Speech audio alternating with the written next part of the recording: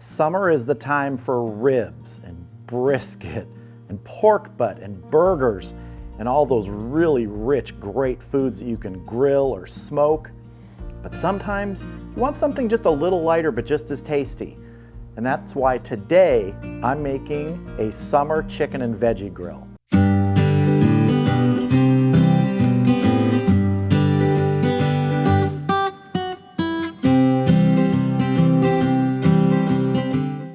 First thing we're going to start with is the veggies, and I want to get the seasoning ready for that. So in this bowl here, I'm going to put 1 teaspoon of cracked black pepper, 1 teaspoon of kosher salt, 1 teaspoon of granulated garlic, about a tablespoon of fresh lime juice, and about 3 tablespoons of olive oil.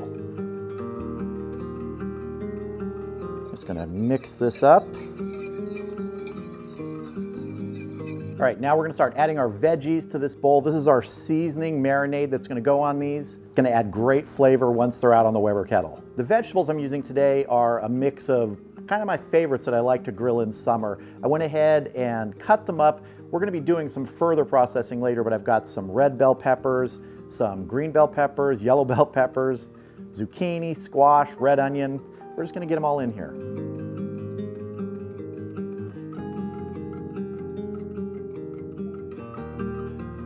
Get in there with your hands and start moving everybody around.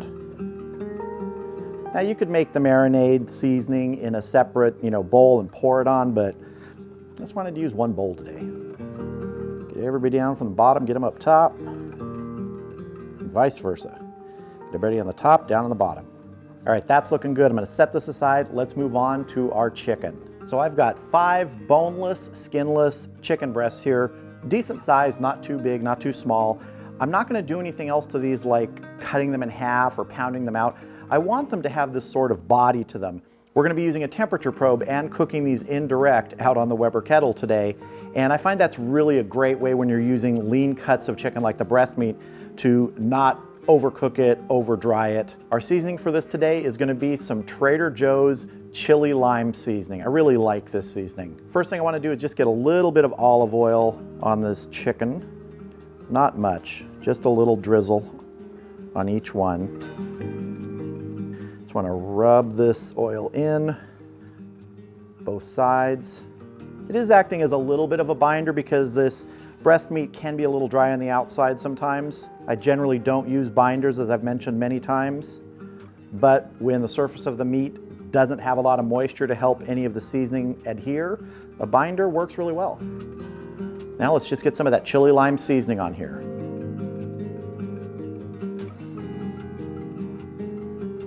This has some heat, but not an atrocious amount of heat. You can always dial it back or add more. I like a good amount of it. We're also going to be putting a sauce on this near the end of the cooking process. Go ahead and make sure everybody gets coated here. Other side too. Get those edges. All right, these are going in the refrigerator for about half an hour to absorb some of these flavors while we go outside and get our Weber kettle going and grill up our vegetables.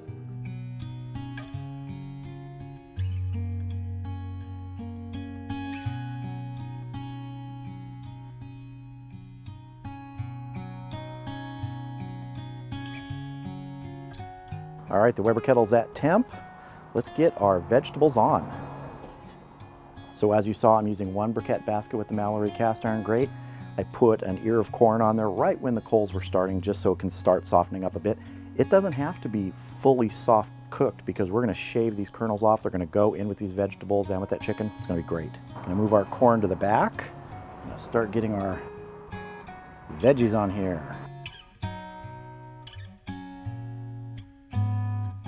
Is any of that marinade left, any of that seasoning? Go ahead and rub it on some of the bigger vegetables like the zucchini and the squash. All right, we're gonna go ahead and get our lid on. Let these cook for about 25 minutes before we check them and move them around. So as I said, those vegetables are gonna go indirect for about 25 minutes. Then we'll give them a quick direct sear over the coals for some color. And the bowl that I had them in, if you're doing the same thing, save the bowl with that leftover seasoning and marinade in it, because as soon as they're done here, they're going straight back in that bowl to get some more of that seasoning on at the end. Now my vents on the Weber kettle are fully open. I'm not worried about the kettle temperature. I'm gonna be worried about the internal temperature of the chicken once we get it on. So right now it's just rocking and rolling with that one briquette basket. It's not gonna get super hot with that one briquette basket. With two, you can really get the temperature rocking in here, but with one, usually it's somewhere in that 250 to 325 range. So we're gonna let these go, and I'll see you back here in about 25 minutes. All right, our veggies have been going for about 25 minutes. Let's have a look. Let's see how they're doing in the tenderness department. Oh yeah, nice and tender already. That's why giving them this indirect time really, really helps. All right, I wanna go ahead and start giving these a little bit of color on the side that's been facing up. You can see the grill marks on the backside, even indirect, using that cast iron grate. It just retains heat so well. And these are very soft. We're just going for a minute, just for some color. Just like that.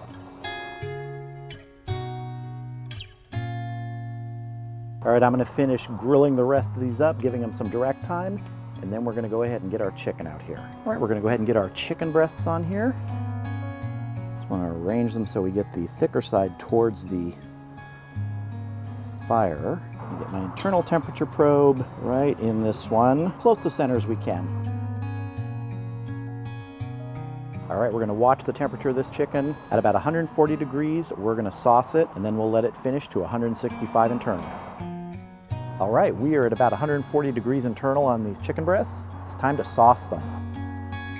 So what I'm gonna do to sauce these is I just have a bowl with some barbecue sauce in it. I'm using a Chipotle molasses barbecue sauce from Steven Reichlin's Project Smoke.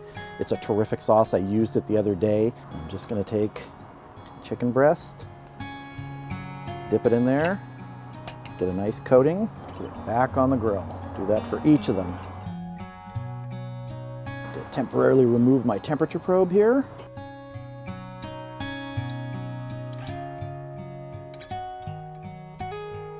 Gonna get our lid back on, let these finish to 165 internal. All right, we are at 163, which is close enough to that 165. There'll be some carryover to continue to cook these up to that 165. Let's have a look and get them off. Oh yeah, oh look at that color. That Chipotle molasses sauce just smells really good on here. All right, I'm gonna go ahead and get these off. We're gonna get them inside, let them rest for about 15 minutes, and then we are gonna start assembling our summer chicken and vegetable grill. All right, while our chicken breasts are resting, I just want to go ahead and get the rest of our vegetables ready. Now, I went ahead and broke these down. I shaved the corn off of the cob, chopped up the zucchini and the squash and the peppers and things like that, just to get them into big bite-sized pieces. I don't want small, I want really hearty pieces in this. And what I'm gonna add to this now is about 8 ounces of a sun-dried marinated cherry tomato mixture. These are almost fully sun-dried, but they've got a great marinade they've been in, olive oil. That's gonna add a lot of good flavor to this. Now I like to let these vegetables come to somewhere around room temperature before serving. If you want them hot, you can certainly serve them hot, but this is one of those summer meals that I feel is a little more refreshing when the vegetables are a little cooler and the chicken is the hot thing here. Now I also want to add some marinated artichoke hearts. This is just, you know, probably 6 or 7 of them chopped up. All right, that's looking good. I'm gonna set this aside. Let's get our chicken out here and check that before we plate everything up. All right, so here is one of our chicken breasts. Let's cut into it. I'm just gonna go straight across the thickest part here. Oh yeah, nice and juicy. Again, I don't usually like to press down and press all the juice out, but sometimes it looks nice. Let's cut a little bit more. Gotta tell you, that sauce really smells good. That Chipotle molasses sauce, really liking that.